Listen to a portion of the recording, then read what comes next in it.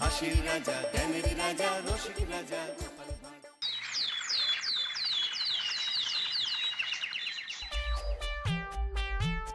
কি হলো, সবাই আজ এত চুপচাপ কেন? চুপ না থেকে আর কি উপায় আছে বলুন মহারাজ? আরে কি হয়েছে সেটা বলবে তো।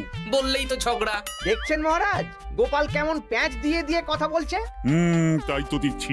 গোপাল, খুলে বলো বলো, কি বলতে চাইছো? আসলে মহারাজ, আমরা সবাই একটা অনুরোধ অনেকদিন আগেই করেছি, কিন্তু কিন্তু কি? কিন্তু মন্ত্রী মশাইয়ের বিরোধের কথা শুনে আপনি আমাদের অনুরোধ রাখেননি। কোথায় কি পান্তা ভাতে ঘি, হ্যাঁ, আমাকে জড়িয়ে দিল। আরে কি হয়েছে বলো, অত ভনিতা করো না। আমাদের বেতন বাড়াতে হবে মহারাজ। বাজারে জিনিসপত্রের যা আগুন দাম হয়েছে, তাই এই বেতনে আমাদের পোষাচ্ছে না। বুঝতে পারছি, কিন্তু সবাইকে এখন বেতন বাড়ালে মহারাজের রাজকোষে টান পড়বে, তাই না মহারাজ? হ্যাঁ, তা তো বটেই। আমার মতন একজন সৎ নিষ্ঠাবান উপদেষ্টাদায়ক মন্ত্রী থাকতে আমি এসব হতে দিতে পারবো না। মহারাজ, বিগত 3 বছর ধরে একই বেতনে কাজ করছি। নুন আনতে তো পান্তা ফুরিয়ে যাচ্ছে মহারাজ। বাড়িতে গিন্নিকে কোনো হাত খরচ দিতে পারি না বলে কত কথা শুনতে হয় জানেন মহারাজ। রাজসভায় ভাষণ না দিয়ে বাড়িতে গিন্নিকে শাসন করো। আমি আজকাল আমার গিন্নিকে যা শাসন করি না, আমার ওপরে ও টু শব্দটাও করতে পারে না। তাহলে কি দাঁড়ালো? তোমাদের বেতন এখন বাড়ানো হচ্ছে না।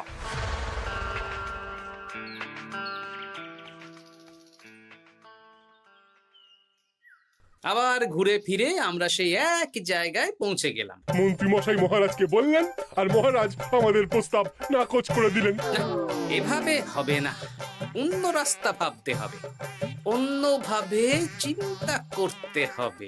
ঠিক বলেছ গোপাল, মন্ত্রী মশাইকে এমন ভাবে নাকে দড়ি দিয়ে ঘোরাতে হবে যাতে উনি নিজেই বেতন বাড়ানোর প্রস্তাবটা মহারাজের সামনে পেশ করেন। হ্যাঁ, সুযোগ তো আসবেই। দেখি কি করা যায়।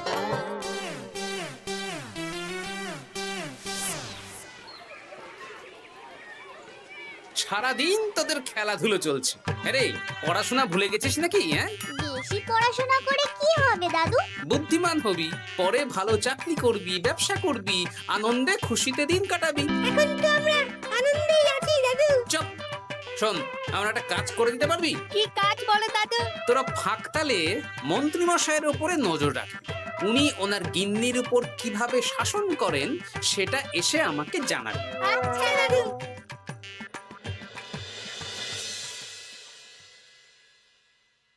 এই শোনো না, কান খোলা আছে? চট করে বলে ফেলো, ঝট করে শুনে ফেলি। একটা তোমার কাছে আবদার করছি। আবদার? রাগ করে না জানো? হ্যাঁ, তা কি আবদার শুনি? আমাকে 5টা মোহর দেবে গো। 5 মোহর? সামান্য 5 মোহরই তো, দাও না গো। একটা জিনিস না আমার পছন্দ হয়েছে, কিনবো। আমার কাছে এখন 5 মোহর নেই, ট্যাগ খালি। একদম বাজে কথা বলবে না তো। আমি মোহর চাইলেই তোমার ট্যাগ খালি হয়ে যায় না। এই বিরক্ত করো না তো। তুমি জানো 5 মোহর রোজগার করার জন্য আমাকে কত খাটতে হয়, কত পরিশ্রম করতে হয়। কি পরিশ্রম করো শুনি? রোদ ঝড় জল পেরিয়ে রাজসভায় চাকরি করতে যাই গিন্নি। সে তো যেতেই হবে। তাহলে তুমি বলো, আমাকে কত পরিশ্রম করতে হয়, কত মাথা খাটাতে হয়। মাথা ঘামাতে ঘামাতে আমার মাথার সব চুল যে উঠে গেল। এ উঠে যাক, তুমি আমাকে এত কথা না বলে 5টা মোহর দেবে কিনা বলো সেটা। তুমি কি এমন পরিশ্রম করো যে তোমাকে 5 মোহর দেব? বেশ, দিতে হবে না। এবার আমার পরিশ্রমের মূল্য আমি বুঝে নেব।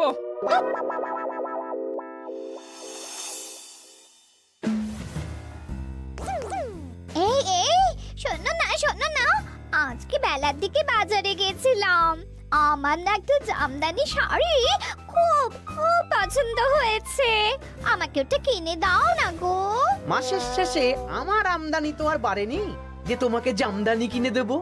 যেগুলো আছে সেগুলো পড়ো। এরকম করে বলছো কেন?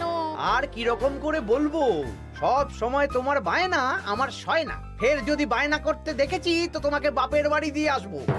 এই, তুমি আমাকে কি কথা বললে? তুমি আমার সাথে এরকম ব্যবহার করছো? হ্যাঁ, করতে বাধ্য হচ্ছি।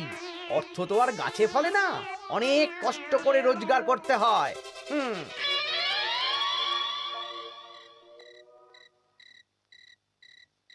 আহ কি সুন্দর গন্ধ।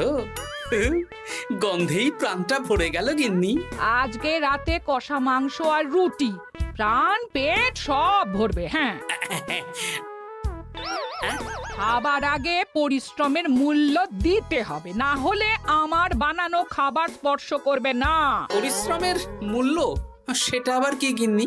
এই 2 মোহর দিতে হবে। মানে এই যে হাত পুড়িয়ে রান্না করলাম সেটার মূল্য।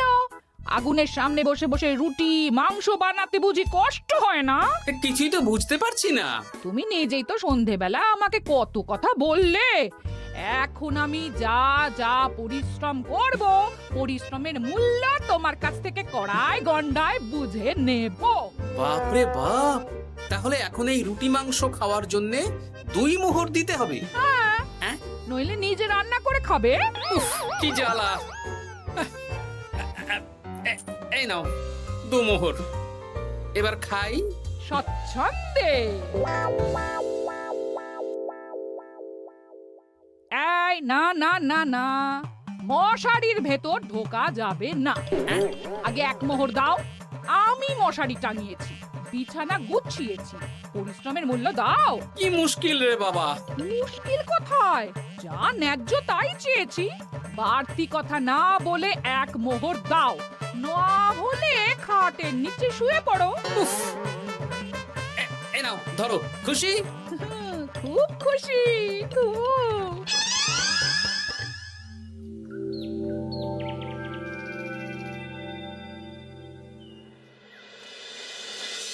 ফতুয়াটা কোথায় গেল? ফতুয়া।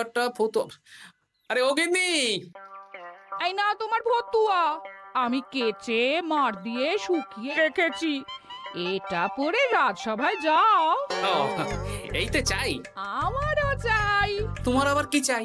2 মোহর, পরিশ্রমের মূল্য দিলে দাও, না হলে খালি গায়ে রাজসভায় যাও। হ্যাঁ, উফ, কি জ্বালা। জ্বালা কিসে? আমি তো আমার পরিশ্রমের মূল্য চাইছি। হ্যাঁ, এই নাও ধরো। এরকম খুচখাচ নাচে একবারে বলো তো কত মোহর লাগবে? তুমি তো আমার কাছের লোক, তাই প্রত্যেকদিন 3 মোহর করে দিও। হ্যাঁ, প্রত্যেক দিন? হ্যাঁ, প্রত্যেকদিন। আমার হাত খরচ গো। উফ, কি জ্বালা। ওই দেখ, দাদু কিরকম শুকনো আমসত্ত্বের মতো মুখ করে আসছে। কি হলো দাদু? দিদার সাথে ঝগড়া হয়েছে নাকি? না না, ঝগড়া না, অনেক জ্বালা। তোদের আর কি বলবো।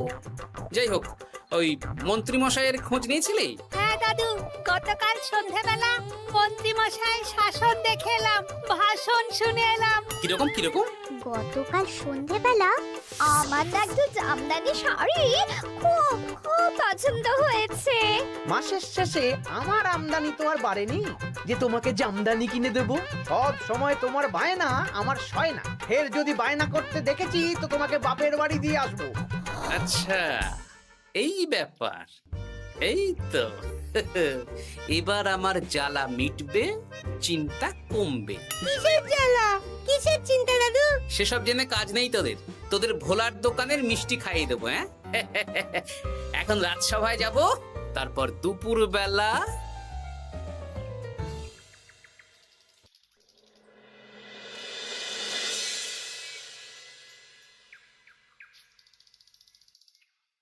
কেমন আছেন মা ঠাকুরুন? কেমন শব্দ থেকে মা বাদ দিয়ে জিজ্ঞেস করো। মো বাদ দেব মানে? জিজ্ঞেস করো কেন আছি।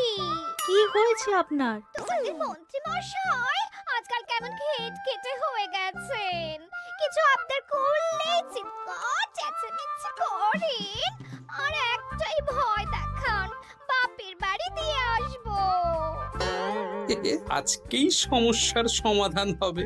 সামনের মনোহারি দোকান থেকে একটা কাগজ কলম নিতে হবে, তারপর আসল কাজটা করতে হবে। তোমার সাথে কথা বলতে গিয়ে কত দেরি হয়ে গেল। ধুর, এখনো রান্না হয়নি। এই কে রে? আমি বৃক্ষ বাবা, কাগজটা খুলে পড়ো। বাবা, আমি জানি তোর খুব কষ্ট। তোর স্বামী তোকে দিন রাত উঠতে বসতে শাসন করে আর হুমকি দেয় তোকে বাপের বাড়ি দিয়ে আসবে। এই কষ্টের থেকে মুক্তির একটাই উপায়, আজ থেকে তুই শুধু নিজের জন্য রান্না করবি, বাড়ির কোনো কাজ করবি না। আর তোর কর্তাকে বলবি বাড়ির কাজ করাতে হলে প্রত্যেক দিন 10 মোহর করে হাত খরচ দিতে হবে। পরিশ্রমের মূল্য 10 মোহর। এর মধ্যে 7 মোহর তুই নিজের কাছে রাখবি, আর এই সৎ উপদেশ দেওয়ার জন্য 3 মোহর রোজ সন্ধ্যাবেলা এই বট গাছের নিচে আমার প্রণামী হিসেবে রেখে যাবি। ইতি তোর শুভাকাঙ্ক্ষী বৃক্ষ বাবা। বাহ, বেশ ভালো বুদ্ধি তো। তা আপনি একবার দেখা দিন না বৃক্ষ বাবা। বাবা বটগাছে কোরা, কি অলৌকিক কাণ্ড! জয় বাবা, জয় বাবা।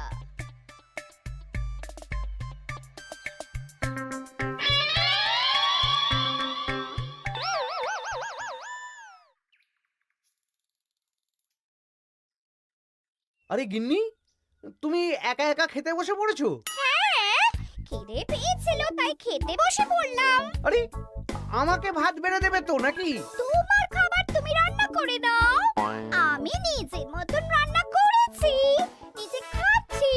এই ছেড়েছে, আমি রান্না করতে পারি নাকি? রান্না করতে পরিশ্রম লাগে, তাই আগে পরিশ্রমের মূল্য দাও। প্রত্যেক দিন 10 মোহর, তারপর রান্না করব, ঘরের কাজ করব। এই তো মহা মুশকিল। কোনো মুশকিলের ব্যাপার না। না, দেখি বাইরে ভোজনালয়ে কিছু খাবার পাওয়া যায় কিনা। দেখো এত বেলায় খাবার পাও কিনা। তাছাড়া বাইরে তেল ঝাল খাবার খেয়ে শরীর খারাপ করলে আমাকেই তো দেখতে হবে। তখন কিন্তু আমার পরিশ্রমের মূল্য 15 মোহর প্রতিদিন হয়ে যাবে। কি জ্বালা! কোনো জ্বালার ব্যাপার নেই, আমি খেয়ে উঠে চট করে রান্না করে দিচ্ছি। তুমি 10 মোহর প্রস্তুত রেখো। আচ্ছা, সন্ধেবেলা দেবো।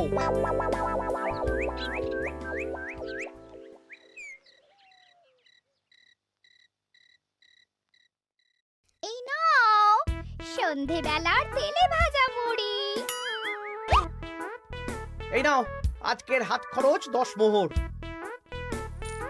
বলছি, প্রত্যেকদিন 10 মোহরটা একটু বেশি হয়ে যাচ্ছে না? তবে যাও, বাইরের খাবার খাও, আমি নিজের মতন নিজের কাজ করব। খাবো, দাবো, ঘুমোবো, সংসারের কোনো কাজ করব না। কি জ্বালা!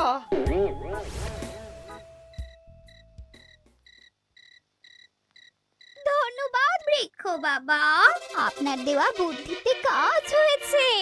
এই যে আপনার প্রণামী 3 মোহর আমি এই বটতলায় রেখে গেলাম। জয় বৃক্ষ বাবা, জয়।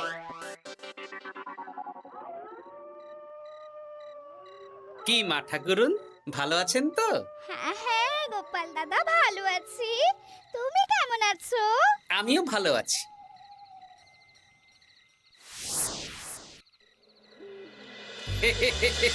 এই তো ওষুধে তার মানে কাজ হয়েছে, 3 মোহর পেয়ে গেলাম। এই নাও গিন্নি, 3 মোহর, তোমার আজকের পরিশ্রমের মূল্য। তুমি এত ভালো হয়ে গেলে কবে থেকে গো? আমার আবদার শুনছো যে? তুমি আমার 7টা না 5টা না, একটা মাত্র বউ, আবদার তো শুনতেই হবে। হ্যাঁ,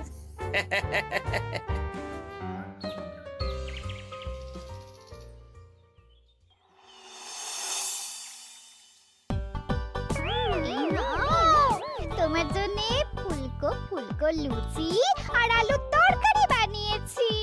রাজসভা থেকে ফেরার সময় বাজার থেকে পাকা কাতলা নিয়ে এসো। বাহ, রাজসভা থেকে ফিরে এসে মাছের ঝোল আর ভাত খাবো। আর বলি, আজকের 10 মোহরটা কি এখন দেবে? ওরে বাবা, আজকেও দিতে হবে? সে তো দিতেই হবে। আমি তো কালকেই বললাম প্রত্যেক দিন 10 মোহর করে দিতে হবে। হ্যাঁ, দিচ্ছি দিচ্ছি।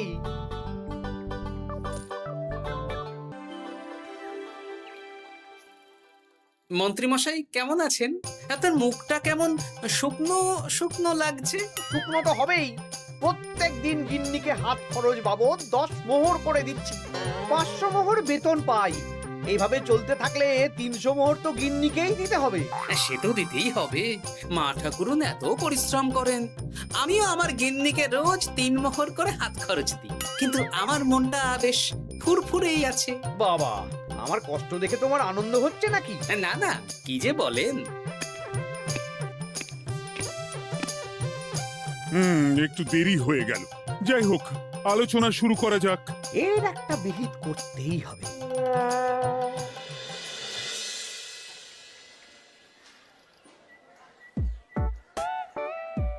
বলি, কাতলা মাছ কত করে দিচ্ছিস রে? পাকা কাতলা আছে 104 মোহর। ওরে বাবা, আপনি তো 5 মোহর দিয়েও আগের মাসে 100 মাছ কিনেছেন, এখন তো দাম কমেছে, তাও ওরে বাবা করছেন। ও না না, কিছু না। দে দে, 100 কাতলা দে। বাঁচতে গেলে খেতে তো হবেই। আমাদের হঠাৎ ডেকে পাঠালেন মন্ত্রীমশাই? হ্যাঁ, আসলে একটা বিপদের মধ্যে পড়েছি। আহা, কি বিপদ সেটা তো বলুন। আপনি আমাদের মোহর দেবেন আর আমরা আপনাকে বিপদের হাত থেকে উদ্ধার করে দেব। আরে মোহরই তো আর হাতে থাকছে না। কেন, আপনি এত বেতন পান, সব খরচ হয়ে যাচ্ছে নাকি?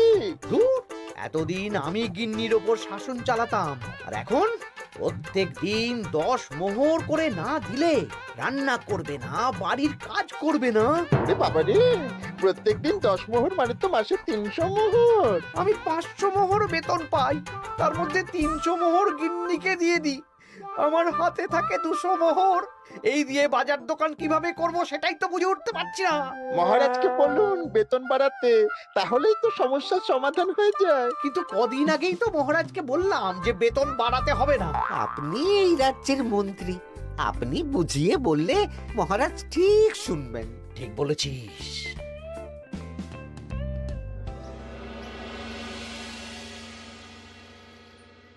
বুঝলে সবাই, আজ আমি মহারাজের কাছে আমাদের সবার বেতন বাড়ানোর প্রসঙ্গ তুলব। কেন? এই তো আপনি কদিন আগে বললেন বেতন বাড়ানো যাবে না। আরে বাবা, বেতন না বাড়ালে এরপর আমাকে পথে বসতে হবে, বুঝতে পারছো না? বেশ, এতদিনে আপনার সুমতি হলো তাহলে। আর মহারাজ যদি রাজি না হন? তাহলে আমরা সবাই একসাথে আন্দোলন করব। মন্ত্রী মশাই আমাদের পাশে থাকলেই হবে। হ্যাঁ, থাকবো থাকবো।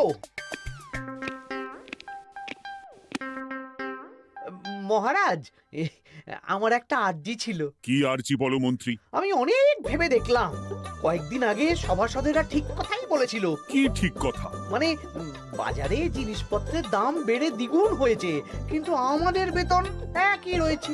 হ্যাঁ, মানছি, কিন্তু হঠাৎ করে আমি বেতন বাড়াতে পারবো না।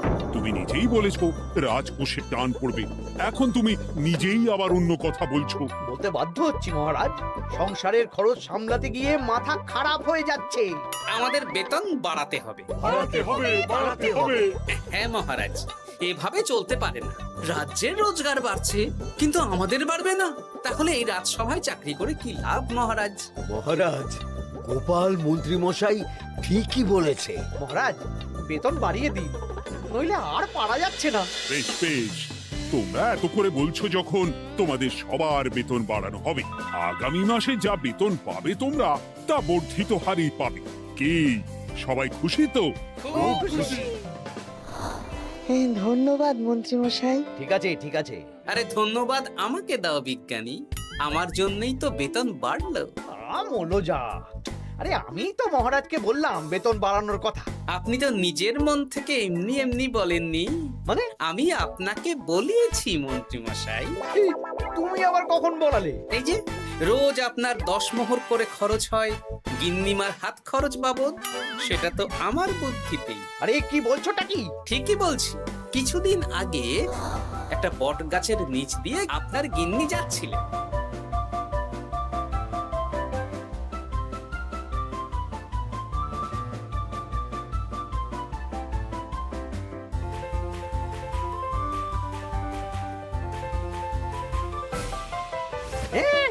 সব তোমার বুদ্ধিতে? হ্যাঁ, শুধু তাই নয়, গিন্নিমা রোজ রাতে বটতলায় 3 মোহর করে বৃক্ষ বাবার জন্য ওরফে আমার জন্য রেখে যান, আর আমি সেটা দিয়েই এতদিন আমার গিন্নিকে হাত খরচ দিচ্ছিলাম। হ্যাঁ নয় হ্যাঁ, কিন্তু আর লাগবে না, এবার তো বেতন বেড়ে গেল, আর কোনো সমস্যা হবে না। গিন্নিমাকে ব্যাপারটা বুঝিয়ে বলে দেবেন, কেমন? মানে গোপাল আপনার কাছ থেকে সোজা আঙুলে ঘি বের করতে পারেনি, তাই আঙুল বাঁকা করেছে, আর আপনি অমনি ছেঁকা খেয়েছেন। হ্যাঁ? ওরে বাবারে!